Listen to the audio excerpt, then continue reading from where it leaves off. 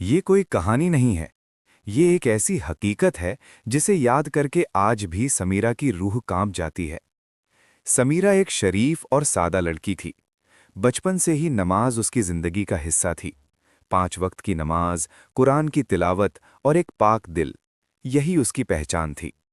लेकिन हर इंसान की तरह उसके दिल में भी एक सवाल था। एक सवाल जिसका जवाब ढूंढना शायद उसकी सबसे बड़ी गलती बन गया। समीरा को जिन्नात के बारे में जानने में अजीब सी दिलचस्पी थी। डर नहीं लगता था, बल्कि एक कशिश महसूस होती थी। उसे लगता था कि इस दुनिया के पीछे भी कोई दुनिया है जिसे समझना शायद मना है। उसकी एक सहेली थी मरियम, जो एक आलिम की बेटी थी। मरियम अक्सर हंसते हुए कहती, तुम इतनी पाक हो कि अगर कोई जिन भी तुम्हें देख ले तो झुक जाए। यही बात समीरा के दिल में उतर गई। वो पहली गलती। एक दिन समीरा ने हिम्मत करके पूछ लिया, क्या सच में बिना नुकसान के बस देखने का कोई तरीका होता है? मरियम घबरा गई। उसने मना किया, बहुत मना किया। लेकिन जब इंसान किसी चीज की जिद पकड़ ले तो डर भी पीछे छूट जाता है। आखिरकार मरियम ने बस इतना कहा, अगर कभी ऐसा ख्याल आए तो इसे खेल मत समझना। समीरा ने उस बात को हल्के में ले लिया। वो रात, कई रातें बीत गईं, कुछ नहीं हुआ। लेकिन 7वीं रात, जब पूरा घर सो रहा था, कमरे में एक अजीब सी ठंडक भर गई। हवा चल रही थी जबकि खिड़की बंद थी।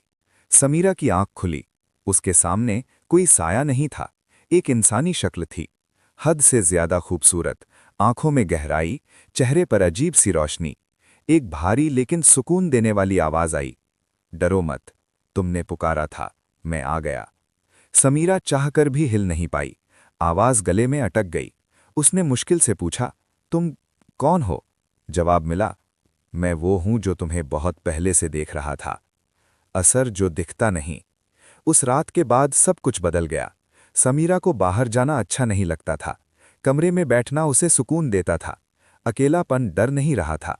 वो हंसती थी, लेकिन किसी और के लिए नहीं। घर वालों को सब कुछ अजीब लगने लगा। जब शादी की बात चली, पहला रिश्ता बिना वजह टूट गया। दूसरे रिश्ते का लड़का समीरा का नाम सुनते ही डर गया। तीसरे रिश्ते से पहले उसके वालिद ने एक ख्वाब देखा। ख्वाब में एक सख्त आवाज थी, जिसे तुम बेटी कहते हो वो अब मेरी अमानत है। घर में एक आलिम को बुलाया गया। उन्होंने सब देखने के बाद सिर्फ इतना कहा, ये मोहब्बत नहीं है, ये कैद है।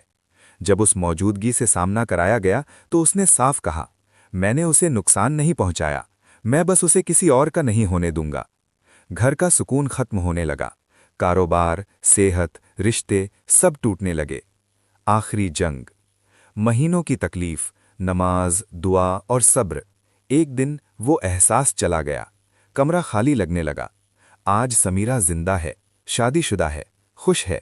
लेकिन वो बस इतना कहती है, कुछ दरवाजे बंद ही अच्छे होते हैं, क्योंकि हर जवाब सुकून नहीं देता।